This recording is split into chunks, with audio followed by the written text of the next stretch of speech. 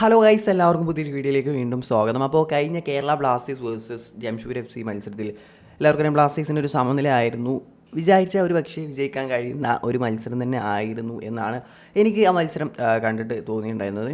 Jamshedpur FC അത്ര വലിയ ഒരു പ്രകടനം എന്നല്ലായിരുന്നു. ആ ഗോള് ഒഴിച്ചു നിന്നാൽ ബ്ലാസ്റ്റേഴ്സിലേക്ക് അടിച്ച ഗോൾ ഒഴിച്ചു നിന്നാൽ മറ്റു വലിയൊരു ചാൻസുകളൊന്നും അവർ ക്രിയേറ്റ് ചെയ്തിട്ടില്ല. വലിയ രീതിയിലുള്ള പ്രകടനമൊന്നും ഉണ്ടായിരുന്നില്ല. നമ്മുടെ ആ സൂപ്പർ കപ്പിൽ ജംഷഡ്പൂർ FC നമുക്കെതിരെ കളിച്ച അത്രയും വലിയൊരു പ്രകടനമൊന്നും അവർ കളിച്ചിട്ടുണ്ടായിരുന്നില്ല. എന്നാൽ ബ്ലാസ്റ്റേഴ്സിൻ്റെ ഭാഗത്തു നിന്ന് വിജയിക്കണം എന്നുള്ള ഒരു ഇൻറ്റൻറ്റ് ഇല്ലാത്ത പോലെയാണ് തോന്നിയത്. ബ്ലാസ്റ്റേഴ്സ് എന്തിനു വേണ്ടി കളിക്കുന്ന പോലെയായിരുന്നു ആ മത്സരത്തിൽ തോന്നിയിട്ടുണ്ടായിരുന്നത്.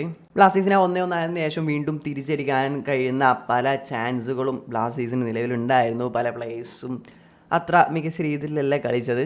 അതുകൊണ്ടൊക്കെ തന്നെയാണ് ഇങ്ങനൊരു ഇതിലേക്ക് പോയത്. ബ്ലാസ്റ്റേഴ്സ് എന്തിനോ വേണ്ടി കളിക്കുന്ന പോലെയാണ് തോന്നിയത്. വേണോ വേണ്ടേ വെച്ചിട്ടുള്ള ഒരു കളിയാണ് പല താരങ്ങളുടെ ഭാഗത്തു നിന്നൊക്കെ കണ്ടിട്ടുണ്ടായിരുന്നത്.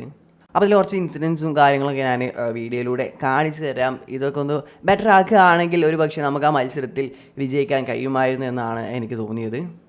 നമുക്ക് ഈ കളിയിൽ വീണ്ടും ഗോളുകൾ അടിക്കാനുള്ള കുറേ ചാൻസസും കാര്യങ്ങളൊക്കെ ഉണ്ടായിരുന്നു. പക്ഷേ ഈ മത്സരത്തിലേക്ക് വരികയാണെങ്കിൽ നമ്മുടെ ഓരോ പ്ലേയേഴ്സിൻ്റെ പാസസും കാര്യങ്ങളൊക്കെ നിങ്ങൾ കണ്ടിട്ടുണ്ടാവും. ഒരു അർത്ഥമില്ലാത്ത പാസുകളാണ് കളിയിലൊക്കെ കൊടുക്കുന്നത്, ഒരു വിഷനില്ലാത്ത പോലെ. പിന്നെ ഒരു എക്സാമ്പിളായിട്ടൊക്കെ നോക്കുകയാണെങ്കിൽ നമ്മുടെ മിഡ്ഫീൽഡിൽ കളിക്കുന്ന ഡാൻസിൻ്റെ ഭാഗത്തും അതുപോലെ തന്നെ വിങ്ങറായിട്ട് കളിക്കുന്ന നമ്മുടെ മലയാളി താരം രാഹുൽ KPയുടെ ഭാഗത്തു നിന്നൊക്കെ ഒരുപാട് മിസ്റ്റേക്സ്, അതുപോലെ ഒരു ഡിസിഷൻ മേക്കിംഗ് ഇല്ല. എന്തോ വേണോ വേണ്ട വെച്ചിട്ടുള്ള കളിയാണ് കണ്ടത്. ഇപ്പോൾ ഇതിൽ തന്നെ ഡാനിഷിനൊക്കെ ഒരു നല്ലൊരു ബോൾ അയിമൻ കൊടുക്കുന്നുണ്ട്. അപ്പോൾ നല്ലൊരു ഓപ്ഷൻ അവിടെ ഡിമിക്ക് പാസ് കൊടുക്കാൻ നല്ലൊരു ഓപ്ഷൻ. ഡിമിക്കാണെങ്കിൽ നല്ലൊരു പ്ലേസ് ആണ്.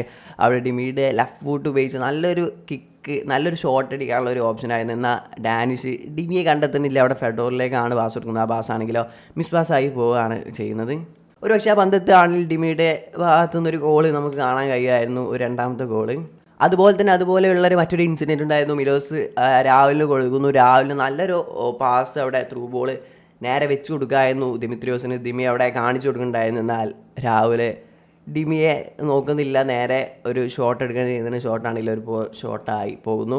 അവിടെയും അത് കൊടുക്കുകയാണെങ്കിൽ ഡിമിക്ക് അവിടെ ഒരു ഗോൾ സ്കോർ ചെയ്യാനുള്ള ഒരു ഓപ്പർച്യൂണിറ്റി ആയിരുന്നു. പക്ഷേ നമ്മുടെ പ്ലേയേഴ്സ് പിക്ക് ചെയ്യുന്നില്ല. അതാണ് നമ്മുടെ ഏറ്റവും വലിയൊരു പ്രശ്നം. പിന്നെ അതുപോലെ തന്നെ ബ്ലാസ്റ്റേഴ്സിൻ്റെ മലയാളി താരമായ രാഹുൽ KP അത്രയും ഔട്ടായിട്ടായിരുന്നു കഴിഞ്ഞ കളി കളിച്ചിരുന്നതെന്ന് പറയാം. ഇപ്പോൾ എല്ലാവർക്കും നിലവിൽ രാഹുലിൻ്റെ ഫോം അത്രയും മോശം രീതിയിലാണ് നിലവിൽ കളിച്ചുകൊണ്ടിരിക്കുന്നത്. കഴിഞ്ഞ കളിയിലൊക്കെ കുറേ മിസ് പാസുകൾ, അതും കൊടുക്കുന്ന പാസുകളൊക്കെ വിഭിന്നൊക്കെ അതിൽ 2 പാസുകളൊക്കെ വെച്ചെടുക്കുന്നുണ്ട്. സിമ്പിളായിട്ട് ഗ്രൗണ്ട് ബോൾ അത്രയും ഫ്രീ ആയിട്ടാണ് രാഹുൽ അവിടെ നിൽക്കുന്നത്. എന്നാൽ ആ ടൈമിൽ രാഹുലിൻ്റെ ഓരോ പാസ് അത്രയും വെയിറ്റിൽ ഒന്നെങ്കിൽ ഗ്രൗണ്ട് പാസ് കൊടുക്കേണ്ട അവിടെ ഒരു ഒരു ഹൈ ബോളൊക്കെയാണ് നേരെ വിപിന് കൊടുക്കുന്നത്. മിഡ്ഫീൽഡിൽ അത് വിപിനെ ഒതുക്കിയെടുക്കാൻ കുറച്ച് റിസ്ക്കുള്ള പന്തുകളാണ് രാഹുൽ കൊടുക്കുന്നത്. അത്രയും ഫ്രീ ആയിട്ടാവും രാഹുൽ നിൽക്കുന്നത്. അപ്പോൾ അത്രയും ഒരു വേണോ വേണ്ട വെച്ചിട്ടുള്ള ഒരു കളി പോലെ ആണ് രാഹുലിൻ്റെ ഭാഗത്തു നിന്നൊക്കെയുള്ള ഒരു ഇത് കാണുന്നത്. അപ്പോൾ ഇതുപോലെയുള്ള മിസ്റ്റേക്സും കാര്യങ്ങളൊക്കെ പ്ലേയേഴ്സ് കുറയ്ക്കാതെ കളി റെഡിയാവും തോന്നുന്നില്ല.